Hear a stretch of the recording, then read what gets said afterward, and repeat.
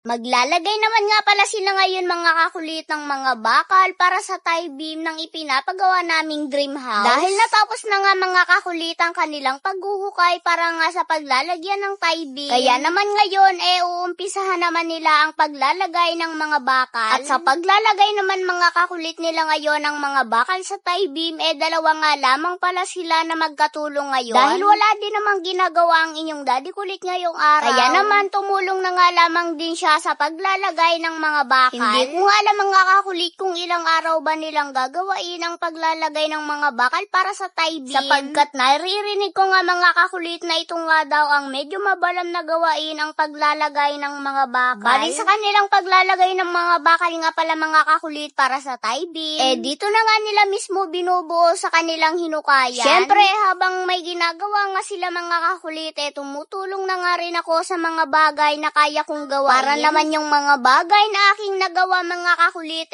hindi na nga nila ito gagawain. Sobrang nakakatuwa nga mga kakulit dahil kahit papaano, nauutay-utay na nga na makita itong bahay na aming ipinapagawa. Ang gusto nga sana namin mga kakulit, matapos nga itong bahay na ito bago nga matapos ang taon na ito. Pero hindi ko nga alam mga kakulit kung kakayanin ba na matapos ito bago magpasko. Kung kakayanin nga ito mga kakulit na mabubungan bago magpasko, amin na nga agad itong lilipatan. Kahit ongoing pa yung aming pagtatrabaho dito, kung makakalipat nga kami at habang nandito kami, diretso nga pa rin ang aming pagpapagawa. Kahit wala pa ngang palitada mga kakulit ang loob, ang importante nga sa amin, meron nga kaming matutuluyan na sarili naming bahay. At ang isa pa nga doon mga kakulit, ang gusto nga din namin, dito na nga rin kami magbabagong taon. Kaya naman sana bago magpasko mga kakulit, mapabubungan na nga namin ito para yung iuupa nga namin mga kakulit sa aming inuupahan ngayon. Kung makakalipat nga kami,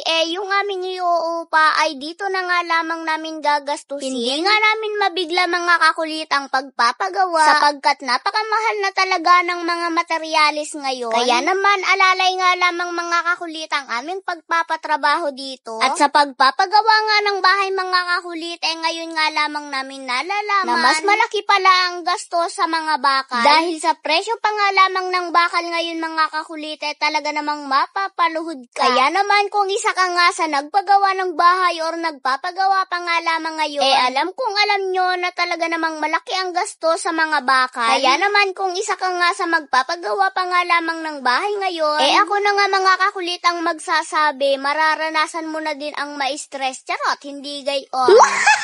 So yun lamang mga kakulit at naabala ko na naman ng 3 minuto ng inyong panonood sa aming video. Kaya naman maraming salamat po sa inyong panonood ng aming mga video at abangan nyo na nga lamang po ang aming mga susunod na update dito sa aming ipinapagawang bahay. See you next vlog. I love you all. Charot, hindi dapat gayon.